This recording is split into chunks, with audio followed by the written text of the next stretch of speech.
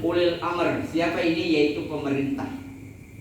Pemerintah ada siapa di belakang mereka? Yaitu ada MUI. Mereka tidak memberikan ultimatum untuk meniadakan sholat Jumat dan lain sebagainya yang berupa perkumpulan. Mereka pasti memiliki landasan. Artinya kita melaksanakan taat kepada pemerintah termasuk daripada taat kepada Allah wa Rasulih sallallahu alaihi wasallam. Gampangnya bicara, kemarin saya kan diteror tuh di DKM Masjid Parit, Masya Allah, sampai video call, sini video call. Siapa itu yang nanya, ngaji saya apa kagak? Bahasa Gus Bah gitu. Kalau nggak ngaji sama saya ngapain? Kan gitu. Kalau dia ngaji sama saya kemarin udah saya jelasin sebelum kasus. Gitu. Akhirnya udah, iya saya dengerin emang Wan di rumah. Iya lo di rumah sambil begini dengerinnya. Kan gitu. Sedangkan Abu ya Ustaz Hasan Baharun rahimahullahu rahmatal abrar, beliau memberikan satu keterangan sampainya fatwa ataupun nasihat-nasihat dari nilai keagamaan yang keluar dari mulut sang pembicara atau guru sampai ke telinga kalian ataupun antum semua mustami'in diiringi 70.000 setan. Bagaimana yang ada di warung? Bahayanya, makanya perlu juga hadirnya kita. Terus kemarin saya tanyain tuh, antum taunya di mana nilai referensi tidak 3 kali meninggalkan sholat Jumat terbilang kafir? Ya kan kita dengarnya begitu. Nah itu kafirnya seperti apa? Sebab nilai peninggalan sholat Jumatnya, meninggalkan sholat Jumatnya dengan sebab apa? Kalau muta'amidan maka kesengajaan terbilang kafir karena hukumnya kan wajib. Lah ini kan ada pandemi, kedisiplinan kondisional sehingga masih bisa tertoleransikan insya Allah. Jadi jangan takut, kemarin juga kita kan nggak sembahyang Jumat berapa kali itu. Ya udah pasrah aja deh, kalau emang pemerintahnya siapa ini Jokowi, pasrah sama Jokowi, Jokowi tanggung jawab. Kan gitu. Makanya bersyukur kita, alhamdulillah kalau tahu hukumnya, kalau tahu duduk-duduk nilai pelaksanaan apa yang memang kita jalani dalam kehidupan kita ini. Cukup ya Pak ya, kira itu ya. Terus lompat yang kurban tadi, Masya Allah. Saya belum pernah dengar nih dan belum pernah tahu selama ngaji ada kurban ditabung, apalagi tabungan. Apa kalau isi kolektif? Bahasanya kolektif. Sebab di matan hadisnya saat rezeki, ada keluasan rezeki di hari H tanggal 10 atau di 3 hari berikutnya ayam tasyrik, hari pemotongan hewan kurban, itu memiliki keluasan rezeki. Kalau di hari H itu tidak memiliki keluasan rezeki maka jatuh, tidak wajib ataupun tidak ada sunnah dikuatkan, kan gitu. Jangan takut diancam sama Nabi lewat yang nggak diakui umat Nabi dan lain sebagainya. Emang kagak punya duit kita, berarti kan duitnya belum sampai. Gampang aja gitu intinya memikirkannya. Nah cuman yang repot yang education nih, yang edukasi di beberapa sekolahan dan lain sebagainya yang saya masih repot. Kayak pertanyaan yang tadi itu yang masalah kurban, ntar yang lain yang jawab. Saya bingung juga, kemarin saya udah cari-cari belum pernah nemu kita satu kambing buat sekeluarga. Ada hadisnya di medsos, waduh serem banget, yang ngeluarin Utsaimin, Albani dan lain sebagainya, yang beda pemahaman oleh kita semua. Terus landasan kitabnya juga tidak diterterakan. Sedangkan menguasai hadis itu minimal harus mengetahui atau memiliki beberapa asnaf yang menguatkan nilai hadis tersebut. Jadi kalau memang belum sampai nilai keluasan rezeki di hari H, ada kesunahan untuk mengeluarkan hewan kurban, maka tidak terancam akan hadisnya. Kalau memang mau dikeluarkan juga, mungkin dengan niat tadi kan, sudah niat, utang nggak apa-apa, asal mampu, yakin bisa bayar, kan gitu. Tapi hal ini kesunahan, dipaksain dosa kayak tahlilan. Seringkali saya tuh, ada orang mati tahlilan, nggak punya duit, ngutang, la ilaha illallah. Akhirnya Wahabi gampang ngejodotin kita. Iya. Tahlilan utang lah, anak bayi sampai belum balik kan mereka Rafiul Golam, nggak usah ditahlilin, dia aja udah furotan li abawaihi, dia sudah mampu memberikan celengan bagi kedua orang tuanya nanti sebagai memberi syafaat atau pertolongan bagi kedua orang tuanya, lah ditahlilin sampai ngotot ustadznya. Wah ini Wahabi kali ngantuk, buset dah gue Wahabi lo, lihat dong peci gue sama sorban gue. Gue dikatain Wahabi, lo gila tahlil. Iya, gila berkah kan gitu, amplop dar di ini kan gitu. Tapi hukum syariat, nilai tahlil adalah sunnah. Tapi syariat yang memang wajib tahlil kematian seorang istri yang ditinggal oleh suaminya, maka wajib iddah. Nggak dibilangin di situ. Malah ketemu ustadznya, oh iya ibu, masya Allah. Nah, padahal di situ ditinggal kematian oleh sang suami, wajib untuk iddah, tidak berjumpa dengan selain mahramnya 4 bulan 10 hari. Boleh keluar kalau yang memang muhim, sangat penting. Contoh penandatanganan apa yang harus dia ke kantor, keluar dengan bercadar, tidak berwangi-wangian dan pakaian yang rapi untuk tidak menyolokkan nilai tampilan dirinya. Udah selesai tanda tangan nggak neko-neko, balik lagi ke rumah, itu begitu. Lah ini kagak, masya Allah deh. Ya akhir zaman nih, tadi dibilangin ya Abul Imamah misalkan ya, orang yang gede-gedean imamah, untung gue nggak pakai imamah jadi nggak kena. Biasanya pakai imamah mulu lah, sekarang alhamdulillah selamat. Jadi ngatainnya gampang gitu.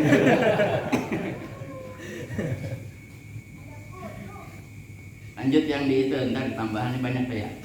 Yang masalah qada qadar ntar yang jelasin yang lain. Cuman tadi ada nilai asik tuh saya. Rumongso bener sama rumongso salah. Terus dikaitkan dengan sifat Tuhan. Kalau rumongso salah, Allah lebih mencintai, Pak. Kalau kita mengakui kesalahan kita kepada Allah, dapat kecintaannya Allah. Faktornya apa? Innallaha yaghfiru dzunuba jami'an. Allah, sesungguhnya Allah akan mengampuni seluruh dosa hambanya sebanyak apapun illal musyrikun, kecuali kesyirikan kepada Allah. Jadi jangan kalau itu menuduhkan hal yang memang mustahil bagi Allah. Nah, ini kembali kepada sifat tauhid atau ma'rifat. Jadi Allah jangan dipikirkan sama logika kita, dengan dalil dan rasa ya dzokiyah keimanan kita, sehingga kita mampu mengenali Allah secara hak, apa yang memang disandangkan oleh Allah Subhanahu wa taala. Mau kita cebong, mau kita perampok, mau kita apa, bodoh amat. Allah enggak tidak sebagaimana prasangka kita kepadanya. Dengan kok saya pendosa minta begini sama Allah, tidak. Tetapi Allah Ghafurur Rahim, yang bersifat Maha Pengampun lagi Maha Penyayang. Jadi saat kita rumongso salah, insya Allah kita dapat makom kecintaan oleh Allah Subhanahu wa ta'ala, baik kepada Allah langsung maupun kepada sesama. Ya udah, nih kesalahan gue deh. Orang puas udah diem, nggak punya masalah di kita. Tapi kalau kita nggak ngaku salah, akhirnya rame. Kecuali kalau kita udah ngaku salah, oke, ini kesalahan saya pribadi, walaupun nggak salah kita akuin kesalahan. Terus kalau orang masih baca juga, ya udah. Kalau di jalan saya sih begitu dah ya. Kalau nggak keluar, sesuatu yang buat motong sapi pada keluar kan gitu. Padahal nggak saya keluarin untuk macam-macam, Pak. Keluar doang gitu. Buat nyanyiin rumput, karena nggak punya arit, keluar golok akhirnya. Kan gitu. Jadi insya Allah seperti itu. Nah, bab yang lainnya biar teman-teman yang lain insya Allah para dewan guru yang ada di sini mudah-mudahan bisa memberikan pencerahan serta membangkitkan semangat kita untuk setiap kali event seperti ini dan setiap kali ada acara urusan keagamaan, hati kita ada kecenderungan untuk duduk bersama beliau-beliau semua. Amin ya rabbal alamin. Wal afu minkum.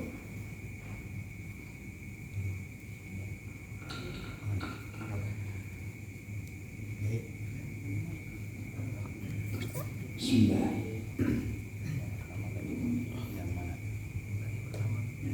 Kebanyakan pertanyaan jadi kita yang saya ingatnya aja ya. Tanyakan. Tadi berkaitan dengan saya tertarik Pak Sinten. Ya, Pak Projo. Beliau ini dalam pertanyaannya tuh kayak orang Kejawen. Emang orang Jawa masih ditegesin. Jawa emang. Ini mau lanjutnya? Oh iya lanjut.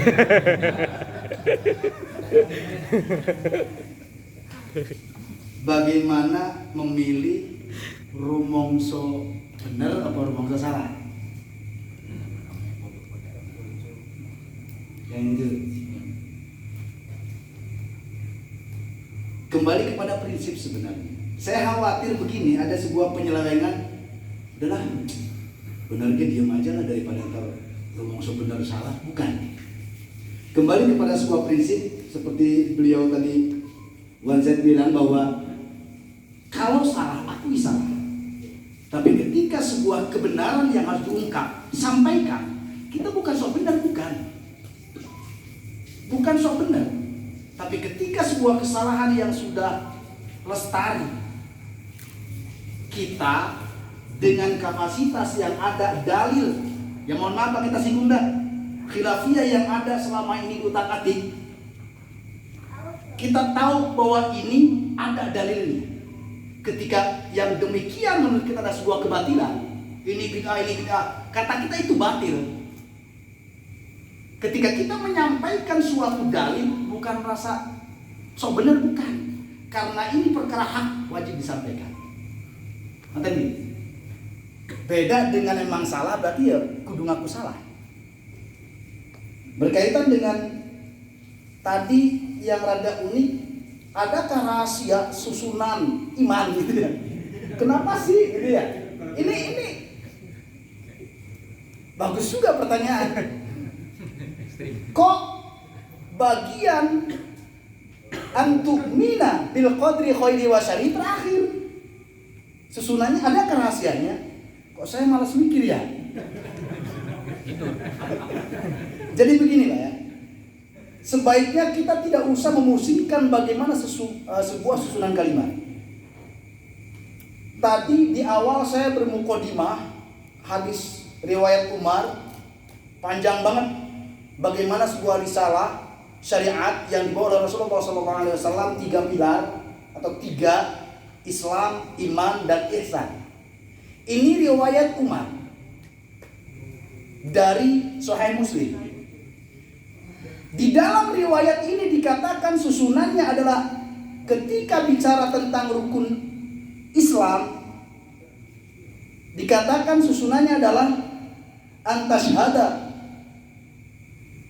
alla ilaha illallah wa anna muhammadar rasulullah wa uqima shalah wa tuqima shalah wa tutiyaz zakah wa tasuma ramadan wa tahujjal baita in istata'a ilaihi sabila. Syahadatain, salat, zakat, puasa, haji jika mampu. Ini riwayat dari sahabat Umar, Imam Muslim. Sementara di hadis yang lain, riwayat Sahih Bukhari, riwayatnya kebetulan yang meriwayatkannya adalah anaknya Umar, Ibnu Umar. Di dalam riwayat Sahih Bukhari dikatakan bahwa susunan justru malah tidak seperti yang riwayat Imam Muslim. Syahadatain, sholat, zakat, haji, puasa. Haji dulu baru puasa. Ini susunan hadis mah kita nggak usah dipusingin, ngamalin aja dah, gitu ya. Kemudian bagaimana ketika kita berprasangka terhadap ketentuan Allah? Seringkali manusia seperti ini. Kenapa sih? Watak manusia yang sungguh unik adalah sangat menerima ketentuan Allah yang baik, kalau yang buruk ingkar. Begitu. Padahal di situ dijelaskan antu'mina bil qadri khairihi wa syarrihi. Engkau beriman kepada Allah yang baiknya maupun yang emang yang buruk dari siapa? Dari Allah juga. Hakikatnya dari Allah. Konsep takdir kemudian disebutkan di dalam surah Al-Baqarah ayat 216. Wa asa an takrahu syai'an wa huwa khairul lakum wa asa an tuhibbu syai'an wa huwa syarrul lakum. Ini kita mengaji kepada diri berkaitan dengan ayat ini. Terkadang kita membenci sesuatu padahal itu baik. Dan terkadang kita mencintai sesuatu tapi itu buruk. Gambaran ini saya contohkan. Ada seorang anak, dia seorang bisnismen. Pada saat bersamaan dia sudah teken kontrak menanamkan sahamnya di perusahaan Amerika. Dia harus berangkat saat itu juga, pagi itu juga. Pada saat bersamaan saudaranya menelepon bahwa orang tuanya masuk rumah sakit parah. Pikirannya, kalau saya berangkat dianggap anak durhaka, kalau tidak berangkat rugi. Karena saudara yang memohon untuk tidak berangkat, tunjukkan baktimu, kata saudaranya. Khawatir ini kesan terakhir, maka dia tidak berangkat. Tapi rasa penyesalan masih ada dalam dadanya. Miliaran dipertaruhkan, nggak jadi berangkat. Di rumah sakit setelah nengok ibunya sedang koma, dia duduk di selasar nonton TV. Di TV ada berita yang menyatakan penerbangan kapal atau pesawat nomor sekian, jam sekian telah terjadi kecelakaan. Coba, kira-kira si fulan ini bersyukur tidak? Alhamdulillah ya Allah. Tadinya menyesal. Ya, tadinya nyesel. Miliaran sudah dipertaruhkan, enggak berangkat, batal ini. Tapi ketika persis berita menyatakan kapal yang bakal dia tumpangi terjadi kecelakaan dan para penumpangnya meninggal, alhamdulillah. Begitu.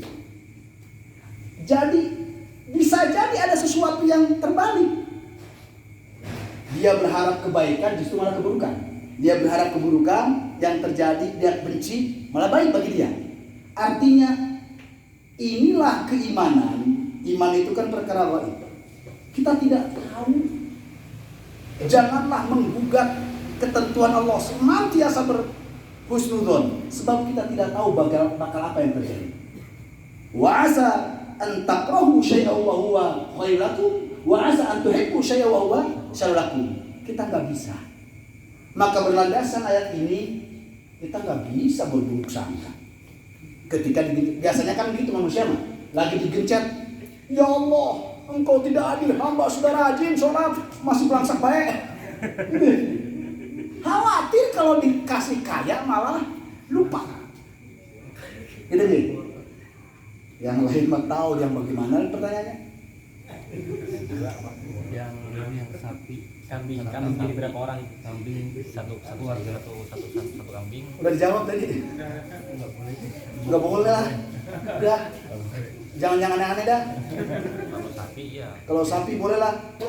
Mohon maaf nih ya, kalau untuk harus dijelaskan berkaitan tadi, ada oknum ustaz ya sebelah lah. Ya, bisa sebelah. Ya, minum. Nama juga sebelah kan? Berarti kan kesempurna. Tetangga sebelah. Karena sebelah berarti kesempurna. Mereka berlandaskan hadis Rasul yang ketika Rasul menyembelih kambing untukku dan termasuk umat. Lah kalau demikian yang terjadi, kenapa harus ada istilah sapi? Ya, itu adalah betapa rahmatnya, kasih sayangnya Rasul terhadap umatnya sampai disebutkan. Allah tidak lagi memandang kambingnya untuk Rasul ya. Tidak ada apa-apa Rasul atau tidak tahu apa khususnya bagi Rasul. Betul, Al-Quran menyatakan bini 4 maksimal. Lah Rasul berapa? Pertama itu. Jadi tidak ada sesuatu yang ketika Rasul mengamalkan wajib, enggak. Kita tidak akan sanggup hal-hal yang khususnya bagi Rasul. Apa lagi dah? Coba ya, yang lain gantian kan? Monggo. Insya Allah gitu ya, sisanya monggo yang lain. Iya, kira-kira kita udah niat di materi.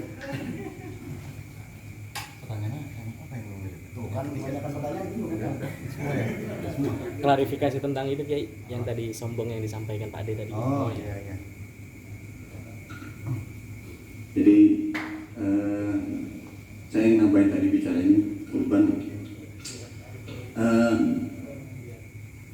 Jadi itu yang bicara dulu soal viral itu dari Syekh Ali Jaber. Dan beliau sudah mengklarifikasi dan minta maaf. Artinya ajaran-ajaran beliau tidak relevan di Indonesia. Lalu bicara kambing tadi itu kan bicara tentang fadilah, tentang fadail. Maka ada kaum ulama yang mengatakan kalau Idul Adha atau Idul Nahar,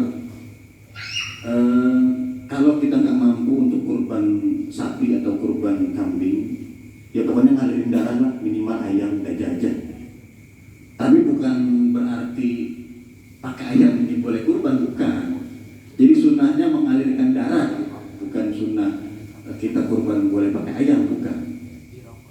Terus masalah tadi tabungan kurban, ya sekarang itu lagi lagi booming lah ya, tabungan kurban. Karena kebetulan saya juga kerja di pabrik. Mungkin pertanyaannya gini, jadi udah nabung, terus uangnya kurang. Nah ini jadi nazar atau enggak? Mungkin begitu kali ya. Nah jadi nazar kurban itu kan hukumnya sunnah. Tapi ketika dinazarkan maka hukumnya wajib. Dalam ketentuan fikih, nazar itu terjadi dalam konteks kurban ketika ada zat kambingnya atau sapinya. Jadi bapak beli beli sapi, dibawa sapinya atau kambingnya, ditanya ini buat apa? Buat kurban. Itu jatuhnya nazar, baik kurban ataupun akikah. Maka si yang berkurban itu nggak boleh makan daging kurban itu, karena masuknya wajib, sama dengan akikah juga. Jadi alasan ulama fikih itu karena meskipun tidak diingati nazar, ketika orang yang berkurban ini sudah berucap, karena konteks kurban adalah kurban atau konteks taqarrub kepada Allah, maka jatuhnya nazar. Tapi ada tapinya lagi. Orang ulama Indonesia ini luar biasa hebat. Pokoknya kalau nggak boleh, cari kira-kira ada ulama yang bolehin atau kagak. Kenapa? Karena sulit, orang awam ini agak sulit. Maka dicari yang paling mudah untuk dilakukan orang-orang Indonesia. Saya lupa di dalam kitab apa. Cuman hal ini pernah saya bahas dulu dalam konteks Bahasul Masail. Karena kebetulan sebelum saya jadi MWJ Sukatani, atau sebelum di Kiai, berarti masih jadi santri ya gitu. Nah, saya pernah bahas masalah kurban nazar ini. Jadi ada beberapa ulama yang mengatakan ini gak masalah. Seandainya pun itu jatuh nazar, ada ulama yang memperbolehkan. Cuma kita kan sudah tahu nih, dengan caranya jangan melakukan hal tersebut. Kenapa? Khawatir jadi nazar. Terus klarifikasi tentang takabur tadi. Jadi kalau kita ngaji Ihya, bentuk takabur, bentuk kesombongan itu banyak. Ada ujub, ada sum'ah, ada takabur. Sumbernya cuma satu, kibar. Kibar itu ada dalam hati. Takabur itu bentuk dari kekibaran kita. Kibar ini bisa melahirkan sum'ah. Wah, saya ini duitnya biliar, ilmu saya segudang. Membicarakan kehebatan-kehebatan kita. Dan ujub, ketika saya duduk, emang goblok semua, pintar saya doang. membanggakan dirinya sendiri. Ujungnya cuma satu sumber, yaitu ghibah. Tapi takabur ada pengecualian. Ada beberapa kata kafir yang diperbolehkan. Ya, man takabbar bertakabir bahwa sedekah. Dengan syarat takaburnya kita bisa menyadarkan orang yang sombong itu, syaratnya. Tapi kalau seandainya takaburnya kita bikin dia makin sombong, ya justru dosa takaburnya. Nah, kenapa tadi Kiai Azka Hamam Syairozi mengatakan jangan tawadu? Dan saya ingin menafsirkan kalimat yang kita ahli, jangan muncul selagi ada yang muncul. Nah, kalau yang muncul itu orang-orang nggak benar, bagaimana? Maksudnya ini, jangan muncul ketika ada orang alim yang benar yang muncul. Saya Pak, di perumahan sampai sekarang nggak pernah ngisi mimbar masjid saya pribadi. Tapi seluruh perumahan di sekeliling perumahan saya itu saya ngisi. Kenapa? Saya mau mendahulukan mutaqaddimin monggo. Kenapa? Mereka orang-orang benar, mereka orang-orang alim, dan saya cukup jadi makmum mereka, mensupport mereka. Karena benar. Tapi kalau orang nggak benar, saya maju duluan. Syekh Ibnu Malik, pengarang Alfiyah, ketika beliau menyelesaikan kitab Alfiyah, beliau muter ke orang-orang. Siapa yang mau ngaji Alfiyah sama saya? Siapa yang mau ngaji Alfiyah sama saya? Gak ada yang mau. Apa kata Syekh Ibnu Malik? Alhamdulillah saya terbebas dari kitmanul ilmi, penyembunyi ilmu. Orang menyembunyi ilmunya itu tidak ancam pada Allah Subhanahu wa Ta'ala. Bukan sombong. Sombong itu ada di dalam hati kita. Jadi kadang-kadang tadi makanya ini bisa nyambung ke masalah rasa, rumongso. Saya pernah ngaji kitab Hikam dengan Kiai Haji Masyhuri Astighosa. Satu materi yang paling saya ingat sampai sekarang itu, jangan manusia itu cuma dikasih rasa, jangan nggak punya merasa. Artinya kita bicara bab riya, kita bicara bab takabur, objeknya itu harusnya kita, bukan orang lain. Wah, Gus ini sombong amat sih. Jadi ketika kita mengaji bab rasa, bab hati, harusnya tujuannya ke hati, dan yang tahu hati seseorang ya cuma dia sendiri dan Allah Subhanahu wa Ta'ala. Jadi kita nggak bisa menisbatkan wah ini orang sombong. Kenapa? Syekh Abdul Qadir Jailani dalam manakib-manakibnya, siapa yang minta berdoa kepadaku, aku kabulkan semua. Kurang sombong apa Syekh Abdul Qadir Jailani kalau begitu? Tapi siapa yang tahu hatinya Syekh Abdul Qadir Jailani, dan gak mungkin beliau sombong. Syekh Abdul Hasan Ali Asyadili, wah udah bagus, bajunya mahal-mahal, sombong. Sombong itu ada di dalam hati. Jadi idfin wujubaka fi ardil khumul, di dalam kitab Hikam perlu dipahami bahwa rasa kita jangan pernah sampai dimunculkan. Karena banyak nih kita tawadu. Jadi ada kaidah begini, ketika orang merasa tawadu, maka disitulah puncak kesombongan. Bahkan di dalam kitab Imam Sya'rani Minhajus Saniyah, ketika beliau membicarakan bab taubat, kata Imam Sya'rani, puncaknya taubat itu dia tidak merasa bertaubat. Artinya karena nggak merasa bertaubat, terus memperbaiki taubatnya. Sama ketika pilih merasa benar atau merasa salah, harus merasa salah. Dan kalau dia merasa salah, pasti selalu berbuat benar.